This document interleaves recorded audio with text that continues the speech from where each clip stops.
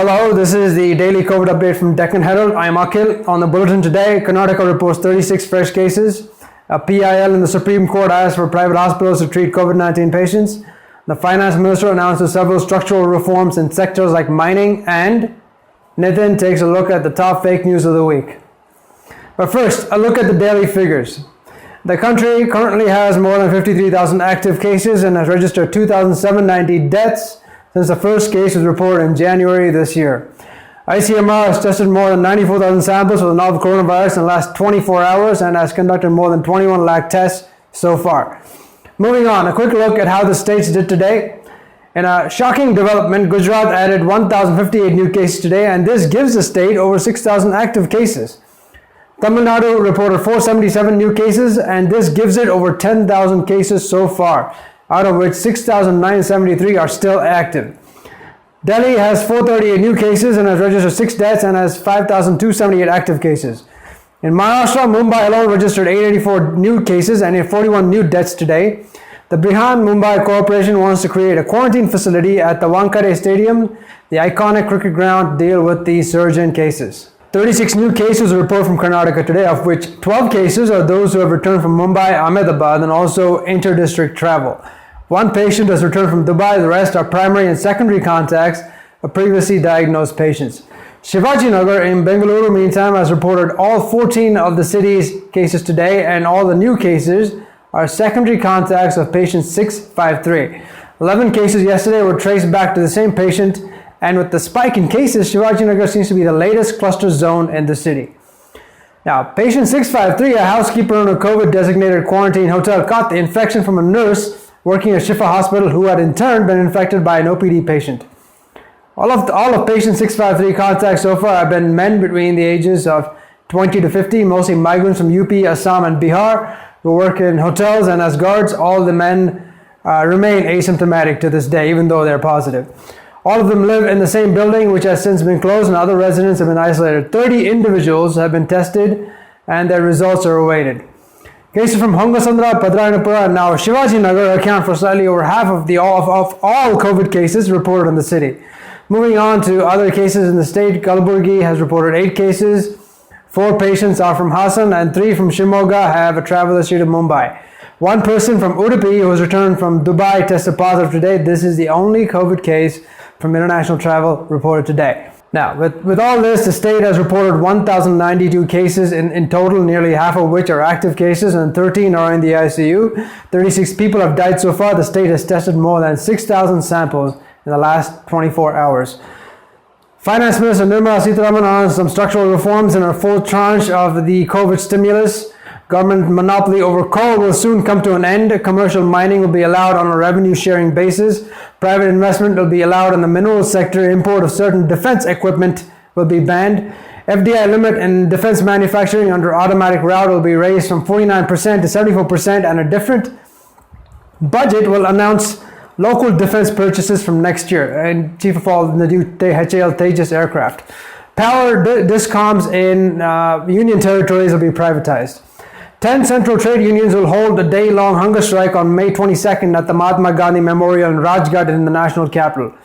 The strike is part of a nationwide protest against the anti-worker move to suspend labor laws in several states, including Uttar Pradesh, Madhya Pradesh, Gujarat, and Rajasthan. The central trade unions have also decided to send a joint representation to the International Labour Organization regarding the suspension of labor laws, which resulted in the violation of international commitments on labor standards and human rights. The RSS-affiliated Bharatiya Mazdoor Sangh has called a separate protest on May 20th. A PIL filed at the Supreme Court sought a direction to the center to immediately frame guidelines so that those who can afford it can choose to be treated at private hospitals for COVID-19. The PIL was filed by a Kolkata resident, Avinash Goenka, who asked why a patient should be forced to seek treatment at government hospitals if they are willing and can afford treatment elsewhere. The plea said this could be against the patient's choice, which denies them quality of life in the name of a pandemic, among other pleas. The Calcutta resident said that the government should direct insurance companies to immediately settle full claims, which are raised as per revised rates in light of the pandemic. Meantime, in news from Karnataka, a complaint has been filed against 2 doctors and a family member of a COVID patient for not reporting COVID-19 cases to the health department. According to the complaint, Doctors Altaf and Avinash Singh had information about patient 911 in Mangamadabalia. Okay, but neither of them nor the patient's brother Ilyas Pasha brought it to the notice of the health officials or the authorities concerned. The three accused have been held responsible for infecting several other people. A list with the names of people who have been home quarantined has been published on Karnataka's Health and Family Welfare Department website and has come under ethical hacker Elliot Alderson's scanner. The hacker pointed out that in a tweet that making personal data and travel histories public is not a very good idea and that everybody deserves privacy. Meanwhile, in other news, more than 60 Kannadigas stuck in Bangladesh are worried that they may not be repatriated in the second round of Vande Bharat mission, as there are no mention of a flight from Dhaka to Bengaluru. The first round of repatriation had a flight from Dhaka to Delhi, Mumbai and Jammu and Kashmir. 63 flights were registered to fly to Chennai on May 14th. However, non-Tamil Nadu residents were not allowed on the flight. Deputy Chief Minister Ashwath Narayan has said that he is aware of the situation and will be following it up with the centre. Moving on in our fake news segment today, Nitin looks at viral forwards on social media that have been creating a buzz for all the wrong reasons. Popular messaging platform WhatsApp has become a hotbed of fake news. This particular piece of graphic is also being widely shared on WhatsApp. It claims that the World Health Organization has issued a statement that no vegetarian is affected by coronavirus and that the virus requires animal protein in the body to survive. Alt News, an independent fact-checking platform, has said that this particular claim was widespread on Twitter and Facebook in Hindi. So are vegetarians spared from contracting the COVID-19 infection? In an email response to Alt News, a WHO personnel from the country office has confirmed that no such statement that endorses or condemns a particular diet has been issued. The false claim denouncing meat eating was part of yet another viral WhatsApp forward. This list of do's and don'ts has been attributed to the Indian Council of Medical Research. When Dr. Rajinikanth, the director of ICMR's Regional Medical Research Center, was contacted by Alt News, he is reported to have clarified that ICMR hasn't issued such a directive. Dr. Rajinikanth has cleared the air, saying that all updates by ICMR are communicated in the form of a press release on the official website. The peculiar trend of Islamophobia during the lockdown has continued to flourish, with politicians also pitching in with their share of fake news.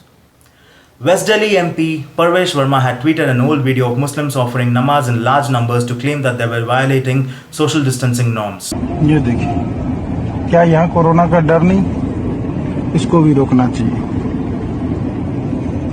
ये रुकना चाहिए. ये देखिए. Parvesh Verma also accused Delhi Chief Minister Arvind Kejriwal of increasing the salaries of Muslim priests and dared him to cut their salaries. However, the official handle of the Deputy Commissioner of Police East Delhi quickly tweeted out that this is totally false and that an old video was being used with the malicious intent to spread rumors. The East Delhi DCP also asked the MP to verify and post information. The BJP MP deleted his tweet only moments later. Fact-checking website Alt News has said that the video was taken on March 20th, a whole 5 days before the lockdown was announced. Stay tuned for more fake news takedowns because unquestioned fake news is as good as the truth. And with that, we're completely out of time today. For the latest updates, log on to deccanherald.com. Stay safe, and we'll see you tomorrow.